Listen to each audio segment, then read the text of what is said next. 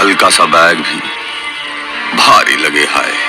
इसके लिए एक नहीं 2 उपाय, डेटॉल आईसी कूल और लाइम कूल, जो ठंडक की फीलिंग दिलाए, पसीने की बदबू वाले जर्म्स को हटाए और कर दे फुल्ली रिफ्रेश। गर्मी जाओगे भूल with Dettol IC cool and lime cool.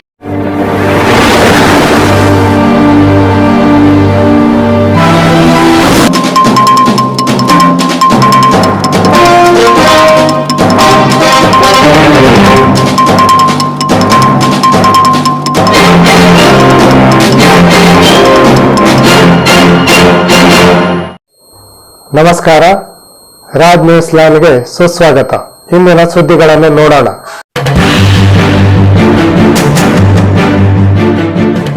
ಗೊಬ್ಬರ ಖರೀದಿಗೆ ರೈತರಿಗೆ ಲಿಂಕ್ ಸಿಸ್ಟಮ್ ಅನ್ನು ರದ್ದುಪಡಿಸಬೇಕು, ಇಲ್ಲವೇ ವಿನಾಯಿತಿ ನೀಡಬೇಕೆಂದು ಕರ್ನಾಟಕ ರಾಜ್ಯ ಅನ್ನದಾತ ರೈತ ಸಂಘ ಮತ್ತು ಹಸಿರು ಸೇನೆಯವರು ಬುಧವಾರ ತಹಶೀಲ್ದಾರರ ಮೂಲಕ ಮುಖ್ಯಮಂತ್ರಿಗಳಿಗೆ ಮನವಿ ಸಲ್ಲಿಸಿದರು.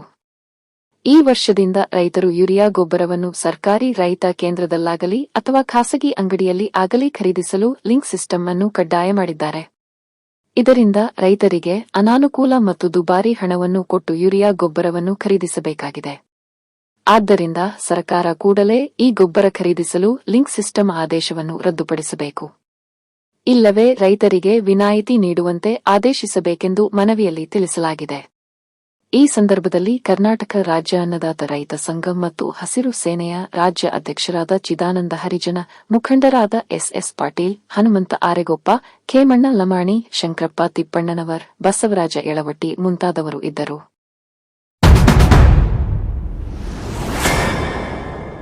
ಮುಂಡಗೋಡ ಬಸ್ ಡಿಪೋದ ಸಾರಿಗೆ ಕಾರ್ಯಾಚರಣೆ ಪ್ರಾರಂಭೋತ್ಸವ ಕಾರ್ಯಕ್ರಮ ಬುಧವಾರ ನಡೆಯಿತು. ಬಸ್ಗೆ ಪೂಜೆ ಸಲ್ಲಿಸುವ ಮೂಲಕ ಕಾರ್ಯಕ್ರಮಕ್ಕೆ ಶಾಸಕರಾದ ಶಿವರಾಮ ಹೆಬ್ಬಾರ್ ಚಾಲನೆ ನೀಡಿದರು. ಈ ಸಂದರ್ಭದಲ್ಲಿ ಮಾಜಿ ಶಾಸಕರಾದ ವಿಎಸ್ ಪಾಟೀಲ್, ಕೆಪಿಸಿಸಿ ಸದಸ್ಯರಾದ ವಿವೇಕ ಹೆಬ್ಬಾರ, ಬ್ಲಾಕ್ ಕಾಂಗ್ರೆಸ್ ಅಧ್ಯಕ್ಷರಾದ ಕೃಷ್ಣ ಹಿರೇಹಳ್ಳಿ, ಗ್ಯಾರಂಟಿ ಯೋಜನೆಗಳ ಅನುಷ್ಠಾನ ಸಮಿತಿಯ ಜಿಲ್ಲಾಧ್ಯಕ್ಷರಾದ ಸತೀಶ್ ನಾಯಕ, ತಾಲೂಕಾ ಅಧ್ಯಕ್ಷರಾದ ರಾಜಶೇಖರ ಹಿರೇಮೆ, ಪಟ್ಟಣ ಪಂಚಾಯತ್ ಅಧ್ಯಕ್ಷೆ ಜಯಸುಧಾ ಬೋವಿ, ಮುಖಂಡರಾದ ಎಚ್ಎನ್ ನಾಯಕ, ಕೆಎಸ್ಆರ್ಟಿಸಿ ವಿಭಾಗೀಯ ನಿಯಂತ್ರಣ ಅಧಿಕಾರಿ ಬಸವರಾಜ್ ಮುಂತಾದವರು ಇದ್ದರು. ಒಂದು ಡಿಪೋ ಮಾಡುವಾಗ 50 ಕಿಲೋಮೀಟರ್ ವಿಸ್ತೀರ್ಣದಲ್ಲಿ ಎಲ್ಲೋ ಡಿಪೋ ಇರ್ತವೆ. ನಮ್ಮ ಕೆಎಸ್ಆರ್ಟಿಸಿಯ ಕಾನೂನಿನಲ್ಲಿ ಇದು ಲಾಭದಾಯಕ ಅಲ್ಲ ಅಂತೇಳಿ ಒಂದು ಕಾನೂನು ಮಾಡಿಕೊಂಡಿದ್ದಾರೆ ಅನೇಕ ವರ್ಷಗಳ ಹಿಂದೆ. ನಾ ಈ ಡಿಪೋ ಮಾಡೋದಕ್ಕಾಗಿ ಅಧ್ಯಕ್ಷ ಆದೆ ಬಹುತೇಕ. ಆಮೇಲೆ ರಾಜೀನಾಮೆ ಕೊಡ್ತಕ್ಕಂಥ ಸ್ಥಿತಿ ಬಂತು, ರಾಜೀನಾಮೆ ಕೊಟ್ಟೆ. 5 ಬಾರಿ ಈ ಡಿಪೋ ಕ್ಯಾನ್ಸಲ್ ಆಯಿತು. 5 ಬಾರಿ 5 ಬೋರ್ಡ್ ಮೀಟಿಂಗ್ನಲ್ಲಿ ನಾವು ಬರೋಕ್ಕಿಂತ ಮೊದಲೇ ಈ ಡಿಪೋ ವಯಬಲ್ ಅಲ್ಲ, 40 kilometre Kalghatgi, 40 kilometre Shiggaon, 40 kilometre Hangal, 50 kilometre Sirsi, 40 kilometre Kalghatgi, ಇದರ ನಡುವೆ ಮುಂಡಗೋಡ ಡಿಪೋ ಮಾಡಿದ ಎಲ್ಲಿ ವಯಬಲ್ ಆಗತ್ತೆ? ಆ ಕಾರಣಕ್ಕಾಗಿ ಡಿಪೋ ಕ್ಯಾನ್ಸಲ್ ಆಯಿತು. ಆವತ್ತಿನ ಫೈನಾನ್ಸ್ ಸೆಕ್ರೆಟರಿ ನಮ್ಮ ಸ್ನೇಹಿತ ಇದ್ದು, ಇಲ್ಲಿಂದ ಏನು ಮಾಡಿ ಕಳಿಸಿದ್ದು ಫೈನಾನ್ಸ್ ಡಿಪಾರ್ಟ್ಮೆಂಟಲ್ಲಿ ಅಡ್ಡಾಗ್ತಾರೆ. ದುಂಬಾಲು ಬಿದ್ದು ಫೈನಾನ್ಸ್ ಸೆಕ್ರೆಟರಿ ಹೇಳಿ ಒಟ್ಟೆ ಮುಂಡಗೋಡಿಗೆ ಒಂದು ಡಿಪೋ ಅನ್ನು ಆ ಕಾಲಕ್ಕೆ ಮಂಜೂರಿ ಮಾಡಿಕೊಂಡೆ. ಆ ಕಾರಣಕ್ಕಾಗಿ ಇವತ್ತು ಡಿಪೋ ನಂತರ ವಿಎಸ್ ಪಾಟೀಲ್ ಅಧ್ಯಕ್ಷರು, ನಾನು ಬರುವ ಡಿಪೋ ಟೆಂಡರ್ ಆಯಿತು, ಅವ್ರ ಕೆಲಸ ಎಲ್ಲ ಮುಗಿಸಿದ್ರು. ನಮ್ಮ ಹಿರಿಯ ನಾಯಕ ಅಂತ ರಾಮಲಿಂಗಾರೆಡ್ಡಿ ಅವರು 1 ವರ್ಷಗಳಿಂದ ಬಂದದ್ದು ಉದ್ಘಾಟನೆ ಮಾಡಿದರು.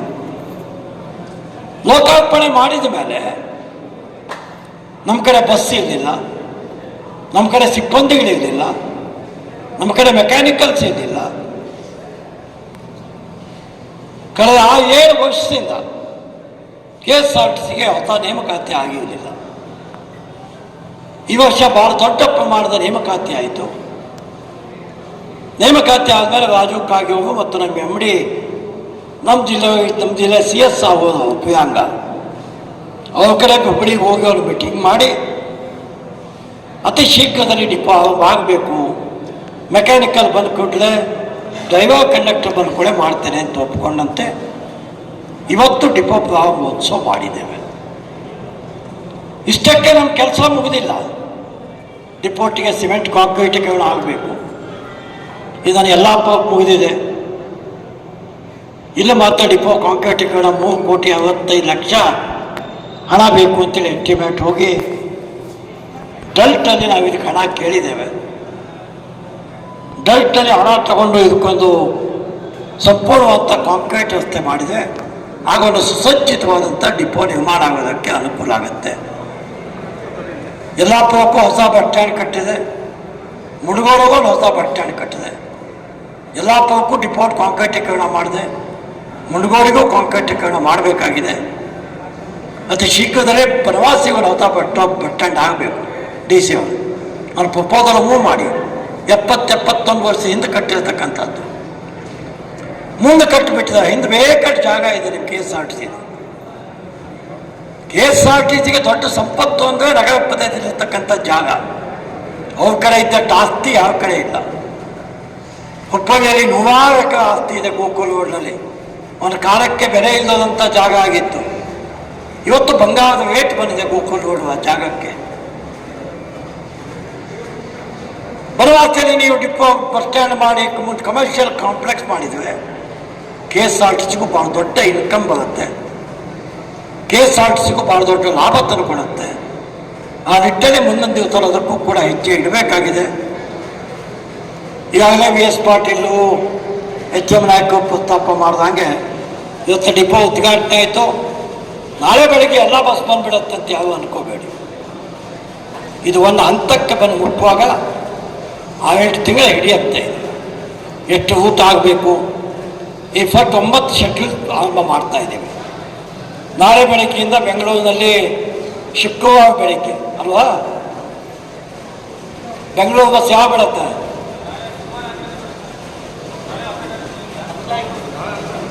ನಾಳೆ ರಜನ್ ಬಿಡ್ತೀವಿ.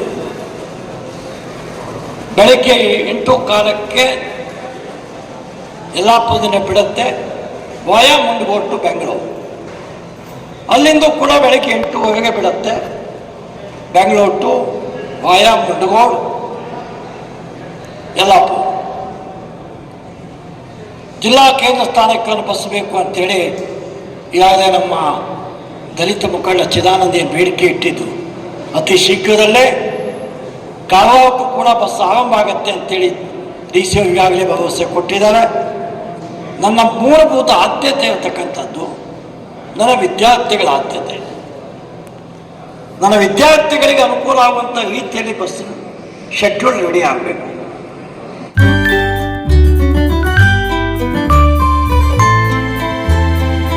ಕರ್ನಾಟಕ ರಾಜ್ಯ ಅನ್ನದಾತ ರೈತ ಸಂಘ ಮತ್ತು ಹಸಿರು ಸೇನೆಯವರು ಬುಧವಾರ ಶಾಸಕರಾದ ಶಿವರಾಮ ಹೆಬ್ಬಾರ ಅವರಿಗೆ ಹಾಗೂ ಮಾಜಿ ಶಾಸಕರಾದ VS ಪಾಟೀಲ್ ಅವರಿಗೆ ಶಾಲು ಹೊದಿಸಿ ಸನ್ಮಾನಿಸಿದರು.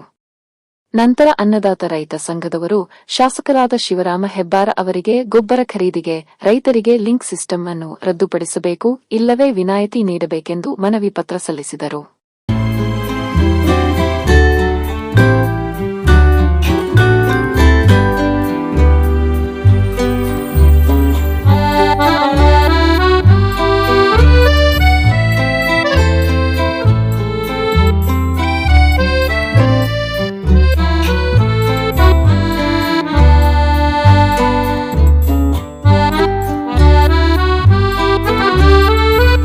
ನಿಖರ ನಿಷ್ಪಕ್ಷಪಾತ ಸುದ್ದಿಗಾಗಿ ರಾಜ್ ನ್ಯೂಸ್ ಲೈನ್ ಅನ್ನು ತಪ್ಪದೇ ನೋಡಿ.